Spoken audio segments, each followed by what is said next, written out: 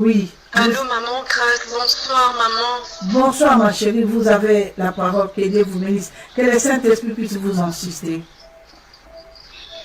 D'accord maman, je suis touchée de ce que vous venez de dire maintenant là maman. Ce sont des histoires vraies avec votre prédication maman. Je vais vous relater une petite histoire.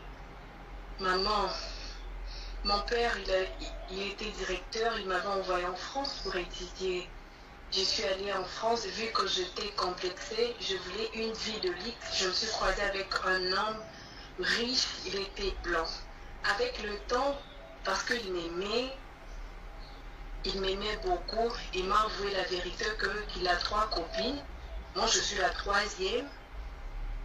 Il est en train de voir avec qui il va se mettre en mariage. Quand j'ai écouté cela, j'ai parlé à une amie. Ma copine, elle m'a dit qu'il ne faut pas laisser cette occasion passer comme ça. Il faut que tu pars à Yaoundé, tu cherches un fétiche qui va t'aider pour que le blanc puisse te mettre en mariage. Maman, j'ai écouté les conseils de ma copine.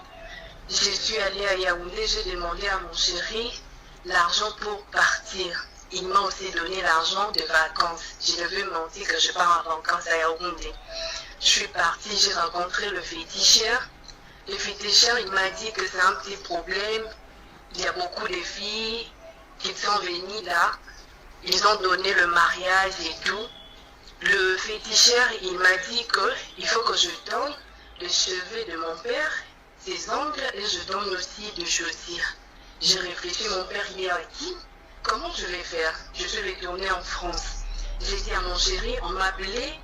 Mon père, il est malade. Si tu peux m'aider avec l'argent, je pars lui voir. Je suis partie à Kin. Quand je suis partie, j'ai trouvé mon père avec l'ambiance qui régnait dans notre maison parce que j'étais la fille chérie de mon père.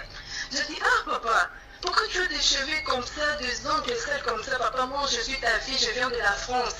Papa, il faut que je te coupe des cheveux, maman, je vais vous arranger. Et puis, j'ai coupé mon père le cheveu avec des ongles, je l'ai caché. J'ai pris une paire de ses chaussures, je l'ai acheté une autre. Je suis retournée en Yaoundé, et puis j'ai donné ça au marabout. À Lomé plutôt. Et puis, je suis retournée, j'ai donné ça au féticheur. Quand je l'ai donné, il m'a dit, rentre, c'est un petit problème. Avec le temps en France, on m'appelait à la maison, à Kin, que mon père, il est malade, que je viens l'assister. Je suis rentrée à Kinshasa et mon père, il était décédé. Moi, je dis, ah, waouh, le plan a marché, j'aurai le mariage avec le blanc. Quand je suis rentrée en France, maman, à ma grande surprise, le blanc, il a épousé une autre femme.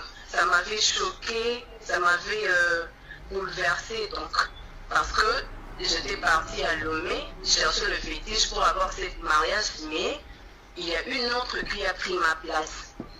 J'ai essayé un peu de vérifier qui était la fille, mais je trouvais que c'était une fille qui priait, qui craignait Dieu. Alléluia!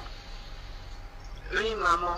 Elle servait Dieu, elle craignait Dieu, elle donnait des dîmes, des offrandes, elle faisait des dons à l'église. Ça m'avait vraiment bouleversée.